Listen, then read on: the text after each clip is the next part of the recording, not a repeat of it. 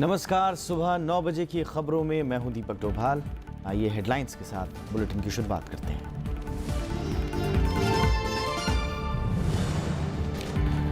मुख्यमंत्री की अपील के बावजूद मध्य प्रदेश में किसान आंदोलन जारी। मंदसौर के पिपलिया मंडी इलाके को छोड़कर बाकी जगहों से हटा कर्फ्यू। किसान महासंघ का 16 जून को देशव्यापी चक्का जाम का ऐलान। दार्जिलिंग में पटरी पर लौटी जिंदगी। गोरखा जनमुक्ति मोर्चा का सोमवार से सरकारी कार्यालयों में बंद का ऐलान। मुख्यमंत्री का अशांति फैलाने वालों पर कार्रवाई का निर्देश।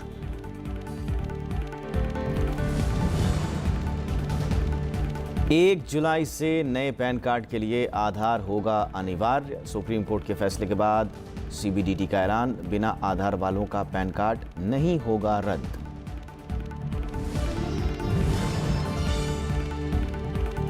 डेमोक्रेटिक यूनियनिस्ट के समर्थन के बाद ब्रिटेन में टेरेजा में सरकार गठन का रास्ता साफ। बाहर से समर्थन का ऐलान। ब्रेक्जिट वार्ता तय समय पर शुरू करने को ब्रिटेन राजी।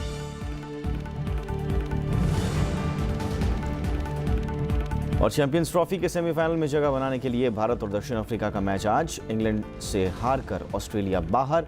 सेमीफाइनल में बांग्लादेश।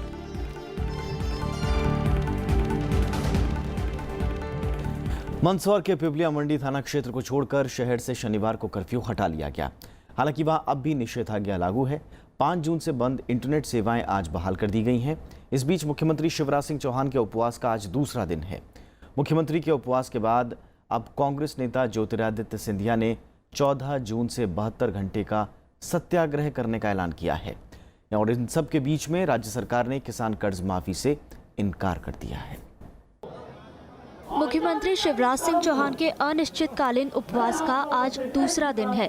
शुक्रवार को उपवास के पहले दिन उन्होंने किसान संगठनों के कुछ प्रतिनिधियों से मुलाकात की और किसानों को उनके उपज की लाभकारी कीमत देने का वादा किया। चिंता मत करना, मध्य प्रदेश के किसान भाइयों, तुम्हारा मूंग 5,225 रुपया क्विंटल खरीदा जाएगा। मैं खरीदूंगा आपका। तुम्हारी मेहनत बेकार नहीं जाएगी।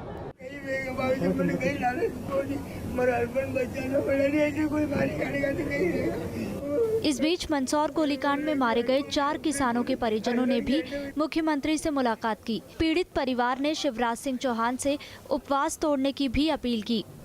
इधर भोपाल में ही कांग्रेस ने उपवास के खिलाफ विरोध प्रदर्शन किया। इस दौरान कांग्रेस कार्यकर्ताओं की पुलिस से झड़प भी हुई। विपक्षी दलों का कहना है कि मुख्यमंत्री को उपवास की बजाय किसानों की समस्याएं दूर करनी चाहिए। वो चीफ मिनिस्टर है मध्य प्रदेश के, सिचुएशन को कंट्रोल में लाना उनका काम है। वो सत्याग्रह कर रहे हैं तो किनके खिलाफ कर रहे हैं?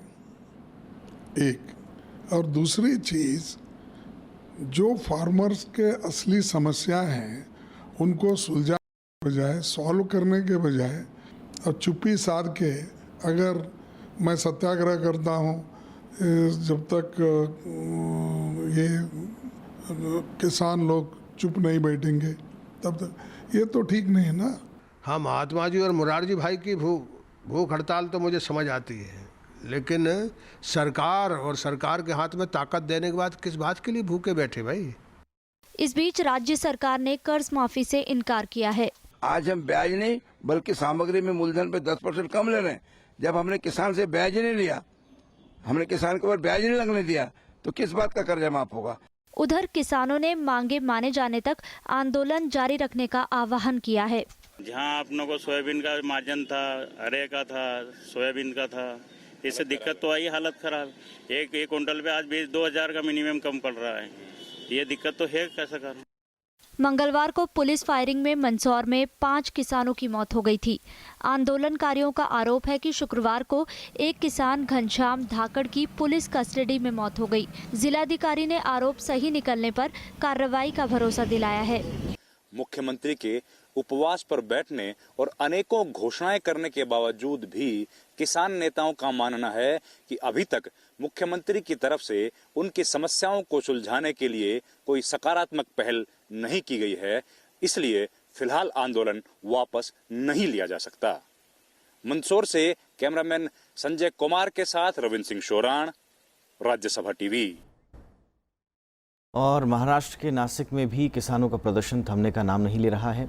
उधर धुलिया जिले के सिंधखेड़ा गांव में लगभग 20 से ज़्यादा किसान ताप्ती नदी में पिछले 3 दिन से उतरे हुए हैं। किसानों का कहना है कि जब तक राज्य के सभी किसानों की पूरी तरह से कर्ज माफ़ी नहीं हो जाती, तब तक वे पानी से बाहर नहीं आएंगे। शिवसेना भी सरकार की नीतियों का विरोध कर रही है, जिससे महाराष्ट्र सरकार की मुश्किलें बढ़ती जा रही हैं। मध्य प्रदेश में जारी किसान आंदोलन दूसरे इलाकों में भी तेजी से फैलता नजर आ रहा है। 62 किसान संगठनों ने कल दिल्ली में केंद्र सरकार के खिलाफ निंदा प्रस्ताव पारित करने के अलावा मध्य प्रदेश सरकार को बर्खास्त करने की मांग की। राष्ट्रीय किसान महासंघ ने 16 जून को देश भर में रेल और राजमार्ग जाम करने की चेतावनी दी है। दिल्ली के गांधी शांति प्रतिष्ठान में जमा हुए ये किसान नेता राष्ट्रव्यापी आंदोलन की तैयारी में हैं। 60 से ज्यादा किसान संगठनों के राष्ट्रीय किसान महासंघ ने देश में बड़ा आंदोलन छेड़ने का ऐलान किया है। और आज से काली पट्टी भारतवर्ष के सभी किसान अपनी मांग पूरी होने तक धारण करेंगे। 16 जून को सभी राष्ट्रीय राजमार्ग 12 बजे से 3 बजे बंद करेंगे, जिसकी सूचना आम जनता और प्रशासन को देंगे ताकि जनता को परेशानी ना हो। मध्य प्रदेश में पुलिस की गोली से हुई किसानों की मौत के बाद किसान संगठन सरकार को घेरने की तैयारी में हैं।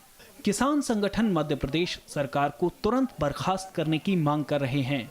नेताओं का कहना है कि 16 जून को 3 घंटे के लिए देश भर में चक्का जाम किया जाएगा।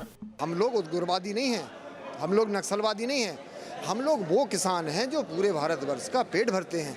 हमारा पेट भरने के बाद हम अपने बच्चों का पेट नहीं भर पा रहे हैं। हिंदुस्तान का पेट भरते अपने बच्चों को हम कपड़े नहीं पहना पा रहे हैं, शिक्षा नहीं दे पा रहे हैं। 16 जून के आंदोलन के बाद राष्ट्रीय किसान महासंघ 19 जून को फिर से दिल्ली में बैठक करेगा, जिसमें आगे की रणनीति तय की जाएगी। दूसरी तरफ तमिलनाडु में अनशन पर बैठे किसानों ने धरना खत्म कर दिया है। 40 दिनों तक जंतर मंतर पर आंदोलन करने वाले पी अयाकुन्नू की अगुवाई में अनशन कर रहे किसानों ने राज्य सरकार के आश्वासन के बाद ये कदम उठाया। अयाकुन्नू ने कहा कि मुख्यमंत्री ने उनकी मांगें मान ली हैं। Honorable CM Edapadi Palanichami promises within 2 months I will give all, I will fulfill all demand you have raised here. I will not take hydrocarbon in Nedwasar. I will ask all the Nationalist Bank to stop the action of jewels. Maharashtra में भी किसान संगठनों ने आंदोलन तेज करने का ऐलान किया है। नवविक्रम सिंह, राज्यसभा टीवी। और आइए अब चलते हैं सीधे मंदसौर, जहां हमारे संवाददाता रविंद्र सिंह शोरान इस वक्त मौजूद हैं। रविंद्र, हम देख रहे हैं पूरे देश के किसान संगठन लामबंद हो रहे हैं अब सरकारों के खिलाफ, लेकिन ये जो चिंगारी भड़की थी जहां से मंदसौर, इस वक्त आप वहां पर हैं, कर्फ्यू हटा लिया गया है पिपला मंडी के अलावा, लेकिन क्या वाकई में वहां पर हालात सामान्य दिखाई दे रहे हैं? किसान संगठन क्या कह रहे हैं? वहां के किसान क्या सरकार के रवैये से संतुष्ट हैं अब?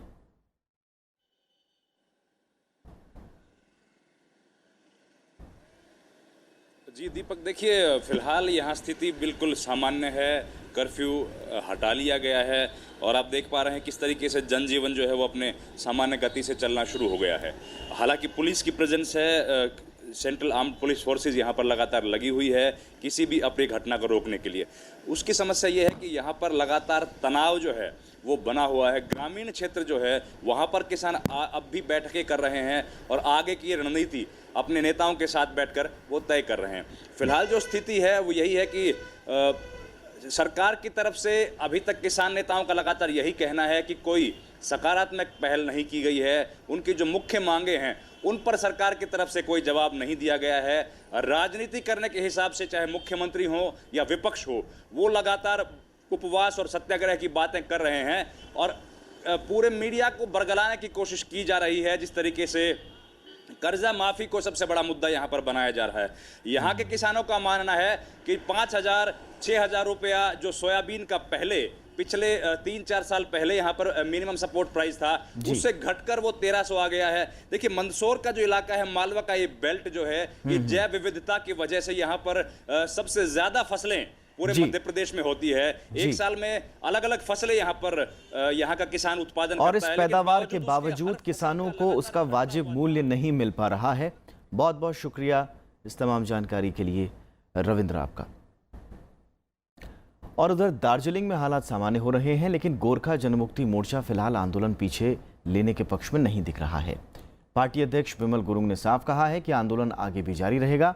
पार्टी ने सोमवार से गोरखा क्षेत्रीय प्रशासन के दफ्तर में अनिश्चितकालीन बंद का ऐलान भी किया है। इस बीच मुख्यमंत्री ममता बनर्जी ने हालात का जायजा लेने के लिए कल सिलीगुड़ी का दौरा किया और वहां अधिकारियों के साथ बैठक की। गोरखा जनमुक्ति मोर्चा के प्रदर्शन की आंच अब दिल्ली तक पहुंच गई है। जंतर मंतर पर प्रदर्शनकारियों ने गोरखालैंड के पक्ष में नारे लगाए और मुख्यमंत्री ममता बनर्जी पर आरोप लगाया कि वो जबरन उन लोगों पर बांग्ला भाषा थोप रही हैं। ममता बनर्जी का अत्याचार होने के लिए नहीं चलेगा। हमारी भाषा खाली नेपाली भाषा है। नेपाली भाषा ने मान्यता मिला कितना साल हो गया है, लेकिन अभी हम क्यों बांग्ला भाषा क्यों पढ़ेंगे। वहीं दूसरी तरफ दार्जिलिंग में गोरखा जनमुक्ति मोर्चा की केंद्रीय समिति ने आपात बैठक बुलाई। बैठक में आगे की रणनीति पर चर्चा की गई। पार्टी नेता बिमल गुरुंग ने कहा कि इस बाबत केंद्र सरकार के सामने भी बात रखी जाएगी। हम लोग का जो पूरा स्टेट गवर्नमेंट सेंट्रल गवर्नमेंट का ऑफिस बंद करने के लिए और नॉन कोऑपरेशन मूवमेंट के लिए मैंने किया है। आज पूरा जो आयशोद का रूट है वो बंद होना चाहिए, क्योंकि हमारा जगह से कितना पैसे जाता है बंगाल को, लेकिन अभी तक क्या किया बंगाल सरकार ने? सिर्फ अतिक्रमण करने के लिए, जात को तोड़ने के लिए किया।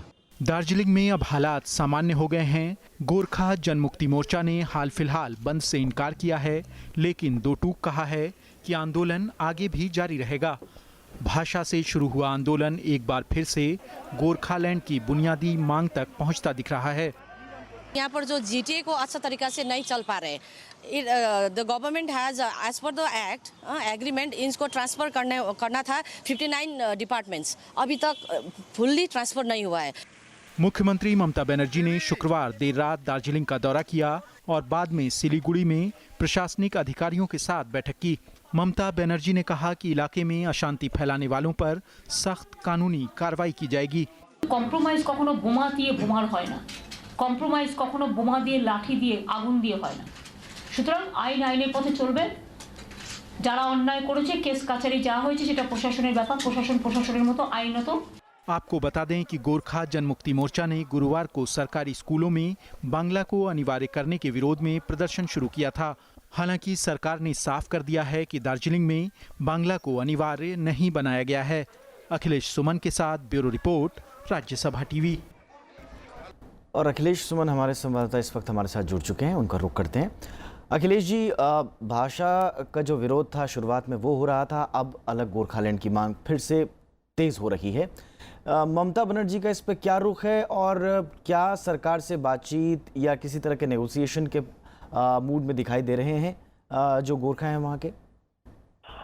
देखिए दीपक, अभी ममता बनर्जी का जो पूरी राजनीति उनकी है वो पूरी तरह टकराहट वाली राजनीति है। गोरखा ट्राइबल एडमिनिस्ट्रेशन उन्हीं के बातचीत के बाद बना था। हालांकि उसके पहले लेफ्ट फ्रंट के समय गोरखा हिल काउंसिल बना था और ममता बनर्जी ने जब गोरखा ट्राइबल एडमिनिस्ट्रेशन बनाया तो उसको और अधिक पावर देने की बात थी, लेकिन ये कुछ नहीं हुआ। और अचानक ममता बनर्जी, क्योंकि मिरिक एक जहाँ विधानसभा क्षेत्र है जहां उपचुनाव में उनको सफलता मिली, उसके बाद उन्होंने राजनीतिक पैठ वहां और बढ़ाने की सोची और इसीलिए टकराहट की राजनीति शुरू हुई है। उन्होंने जाकर वहां कैबिनेट की मीटिंग की, जीटीए के साथ कोई बात नहीं की और टकराहट जब इतनी बढ़ गई है तो मंडे से, मतलब सोमवार से, कल से जो गोरखा जनमुक्ति मोर्चा है उसने कल से स्ट्राइक का आह्वान किया है और उस स्ट्राइक में सारे जो सरकारी दफ्तर हैं, सारे सरकारी दफ्तर उन्होंने बंद करने को कहा है और इसमें खास तौर पे जो स्टेट के सरकारी दफ्तर है उसे बंद करेंगे।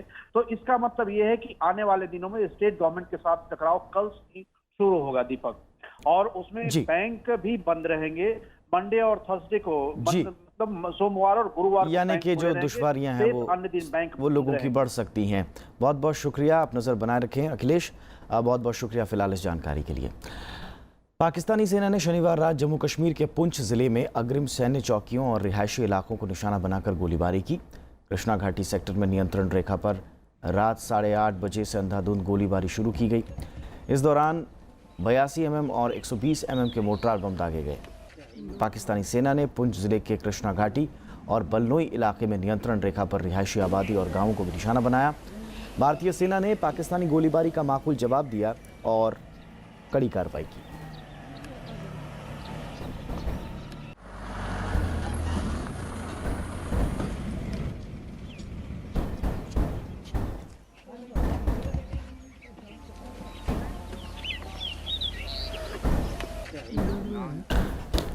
सेना प्रमुख जनरल बिपिन रावत ने कहा है कि कई बार सैन्य अभियान के दौरान महिलाओं से निपटना चुनौती बन जाता है और इस समस्या से पार पाने के लिए सेना में महिलाओं की भर्ती का फैसला लिया गया है।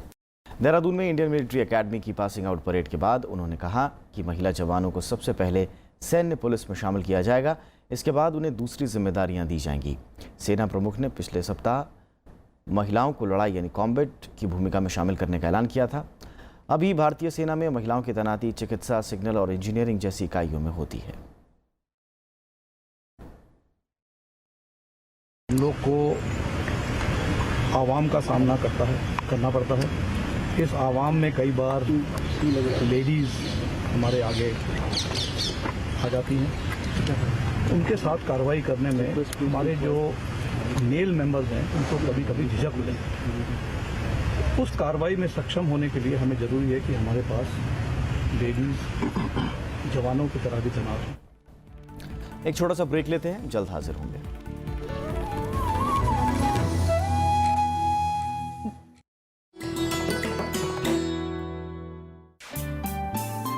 सरोजनी नायडू स्वतंत्रता सेनानी, कवयित्री और वक्ता, कांग्रेस की अध्यक्ष निर्वाचित होने वाली पहली भारतीय महिला सरोजनी ने 13 साल की उम्र में रची थी पहली कविता।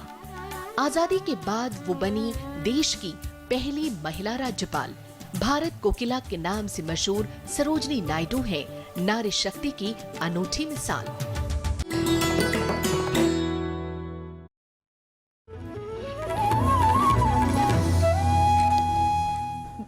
दिल्ली में आज जीएसटी परिषद की अहम बैठक होने वाली है।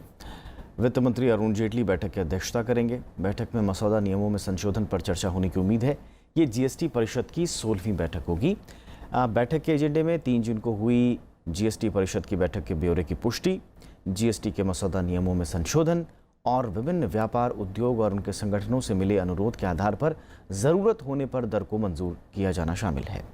माना जा रहा है कि 1 जुलाई से जीएसटी लागू होने से पहले परिषद की आज होने वाली बैठक आखिरी बैठक होगी।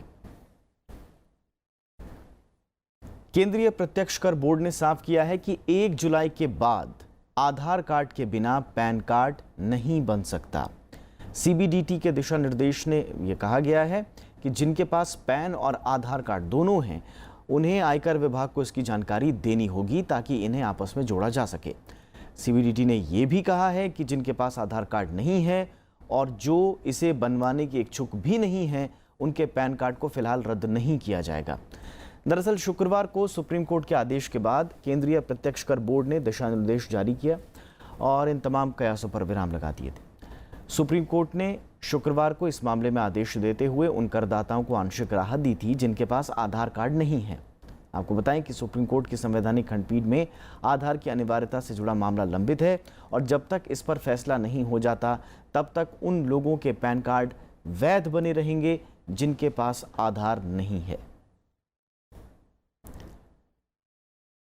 आज 2 दर्दनाक सड़क हादसे हुए। एक हादसा उत्तर प्रदेश के मथुरा का है। यहाँ आज तड़के एक कार नहर में गिर गई जिससे 10 लोगों की मौत हो गई। ये लोग बालाजी के दर्शन कर बरेली जा रहे थे। सभी शवों को नहर से निकालकर पोस्टमार्टम के लिए भेज दिया गया है। वहीं महाराष्ट्र के बीड में कुछ यात्री हादसे का शिकार हुए। यहाँ 9 लोगों की मौत हुई, कई लोग घायल हुए। घायलों को अस्पताल में इलाज चल रहा है उनका। ये सभी लोग एक प्राइवेट बस में सवार थे जो अचानक पलट गई। बात मानसून की। दक्षिण पश्चिम मानसून तेजी से पूर्वोत्तर की तरफ बढ़ रहा है। मौसम विभाग ने 14 जून तक बिहार में मानसून के दस्तक देने की बात कही है। वहीं ओडिशा में ये में से 2 दिन या 3 दिन की देरी से पहुंच सकता है। इधर महाराष्ट्र के ज़्यादातर इलाकों में शनिवार को बारिश हुई। राज्य में मानसून के सामान्य रूप से बढ़ने के बावजूद मौसम विभाग ने 48 घंटे के दौरान भारी बारिश की संभावना जताई है।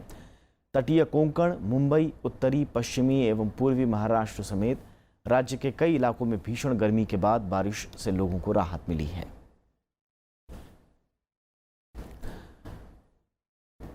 अफगानिस्तान के पूर्वी नांगरहार प्रांत में एक संयुक्त अभियान के दौरान 3 अमेरिकी सैनिकों की मौत हो गई और एक घायल हो गया। इसे अंतर्राष्ट्रीय सुरक्षा बलों पर आंतरिक हमले के तौर पर देखा जा रहा है। तालिबान ने अचिन जिले में शनिवार को हुए इस हमले की जिम्मेदारी ली है। तालिबान का कहना है कि उसके एक घुसपैठिए ने इस हमले को अंजाम दिया। अमेरिकी रक्षा मंत्रालय हालांकि फिलहाल मामले की जांच कर रहा है।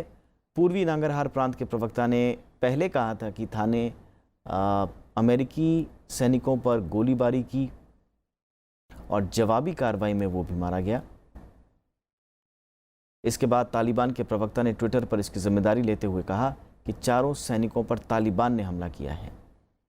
इस घटना के कुछ घंटे पहले ही अमेरिकी हवाई हमले में 6 से ज्यादा अफगान पुलिसकर्मी मारे गए थे।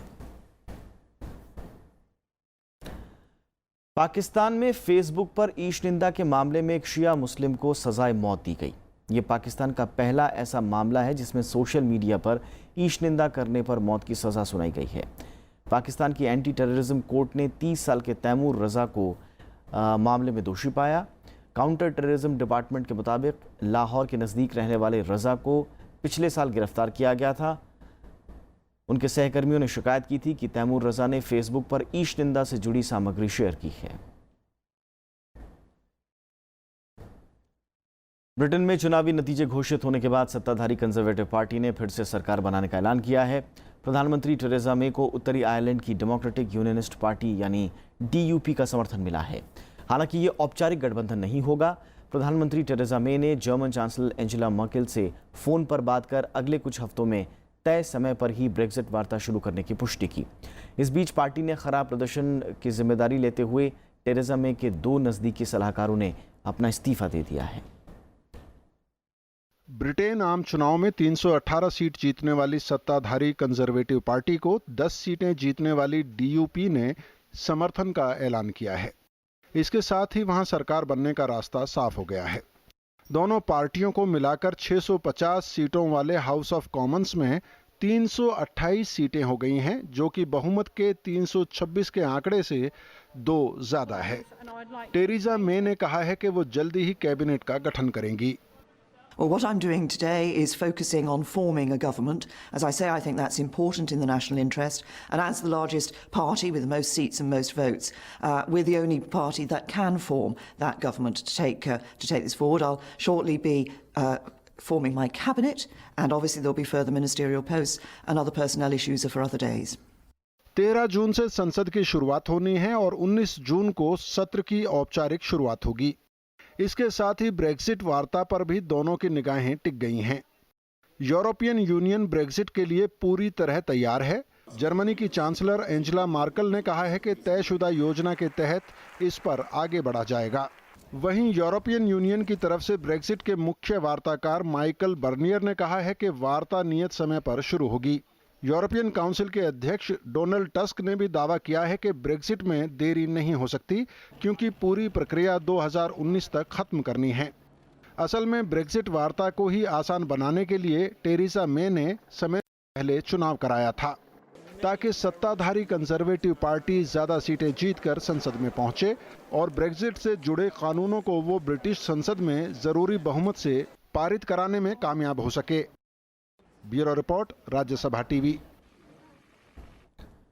लंदन के ओवल मैदान में टीम इंडिया के लिए आज करो या मरो जैसे हालात होंगे। चैंपियंस ट्रॉफी के ग्रुप बी में भारत और दक्षिण अफ्रीका के बीच ये मैच एक तरह से क्वार्टर फाइनल जैसा हो गया है। जो भी टीम ये मैच जीतेगी वो सेमीफाइनल में अपनी जगह पक्की कर लेगी। अगर ये मैच बारिश से धुल जाता है तो बेहतर रन रेट के आधार पर भारत सेमीफाइनल में जगह बना सकता है। फिलहाल इस ग्रुप में सभी 4 टीमों के पास सेमीफाइनल में जगह बनाने के मौका हैं। अब तक इस ग्रुप की सभी 4 टीमों ने 1-1 मैच जीता है, जबकि 1-1 हारा भी है। ऐसे में भारत और दक्षिण अफ्रीका और श्रीलंका पाकिस्तान के बीच होने वाले मुकाबले में जो भी टीमें जीतेंगी अंतिम 4 में जगह बनाने में कामयाब होंगी। ऑस्ट्रेलिया चैंपियंस ट्रॉफी से बाहर हो गया है। कल इंग्लैंड ने उसे 40 रन से हराकर टूर्नामेंट से बाहर कर दिया। ऑस्ट्रेलिया ने 50 ओवर में 277 रन बनाए थे। उसके 278 रनों के लक्ष्य के जवाब में इंग्लैंड ने 40.2 ओवरों तक 4 विकेट खोकर 240 रन बना लिए। तभी तेज बारिश आ गई और अंपायरों ने मैच न होने की स्थिति में इंग्लैंड को डकवर्थ लुईस नियम लागू करते हुए इंग्लैंड को विजेता घोषित कर दिया। इसी के साथ ही ऑस्ट्रेलिया के मैच हार जाने से बांग्लादेश की टीम पहली बार टूर्नामेंट के सेमीफाइनल में पहुंच गई है। सेमीफाइनल मुकाबले बुधवार से शुरू होंगे। येलेना ओस्टापेंको ने फ्रेंच ओपन टेनिस टूर्नामेंट का खिताब जीत लिया है। महिला एकल के फाइनल में लातवियाई खिलाड़ी ओस्टापेंको ने उलटफेर करते हुए रोमानिया की सिमोना हालेप को मात देकर खिताब अपने नाम कर लिया। ओस्टापेंको ने हालेप को 4-6, 6-4, 6-3 से मात दी। दोनों खिलाड़ियों के बीच मुकाबला करीब 1 घंटे 59 मिनट चला। 20 वर्षीय ओस्टापेंको का ये पहला ग्रैंड स्लैम खिताब है। येलेना ने फ्रेंच ओपन जीतने वाली पहली गैर वरीय खिलाड़ी बन गई हैं। येलेना ने फाइनल में सिमोना को शिकस्त देकर अपना और अपने देश के लिए भी पहला ग्रैंड स्लैम खिताब जीता। इससे पहले कोई भी लातवियाई खिलाड़ी ग्रैंड स्लैम खिताब अपने नाम नहीं कर पाया था। और दूसरी तरफ 9 बार के विजेता राफेल नडाल साल के दूसरे grand slam tournament French open के पुरुष एकल वर्ग के फाइनल में स्विट्जरलैंड के स्टान वावरिंका के खिलाफ आज खिताबी भिड़ंत करने उतरेंगे। दोनों खिलाड़ियों के बीच रोमांचक मुकाबले की उम्मीद की जा रही है। दोनों खिलाड़ी शानदार फॉर्म में हैं। पूरे टूर्नामेंट में नडाल का दबदबा रहा है और नडाल अगर खिताब जीतते हैं तो फ्रेंच ओपन उनका 10वां खिताब होगा, जबकि वावरिंका नडाल के अलावा ऐसे पहले खिलाड़ी बन सकते हैं जिन्होंने 2001 के बाद एक से ज़्यादा बार फ्रेंच ओपन खिताब जीता है। और जाते जाते हेडलाइंस एक बार फिर से। मुख्यमंत्री की अपील के बावजूद मध्य प्रदेश में किसान आंदोलन जारी। मंदसौर के पिपलिया मंडी इलाके को छोड़कर बाकी जगहों से हटा कर्फ्यू। किसान महासंघ का 16 जून को देशव्यापी चक्का जाम का ऐलान। दार्जिलिंग में पटरी पर लौटी जिंदगी। गोरखा जनमुक्ति मोर्चा का सोमवार से सरकारी कार्यालयों में बंद का ऐलान। मुख्यमंत्री का शांति फैलाने वालों पर कार्रवाई का निर्देश।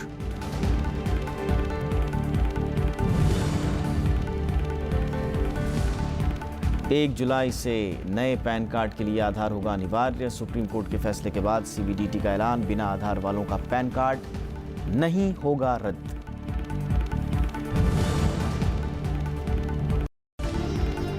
डेमोक्रेटिक यूनियनिस्ट के समर्थन के बाद ब्रिटेन में टेरेसा मे सरकार गठन का रास्ता साफ। बाहर से समर्थन का ऐलान। ब्रेक्जिट वार्ता तय समय पर शुरू करने को ब्रिटेन राजी।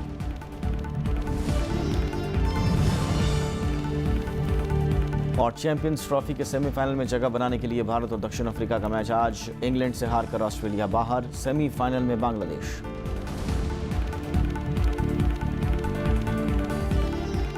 फिलहाल इस बुलेटिन में इतना ही, लेकिन आगे आप देखिए हमारा खास कार्यक्रम मैं भी भारत। नमस्कार।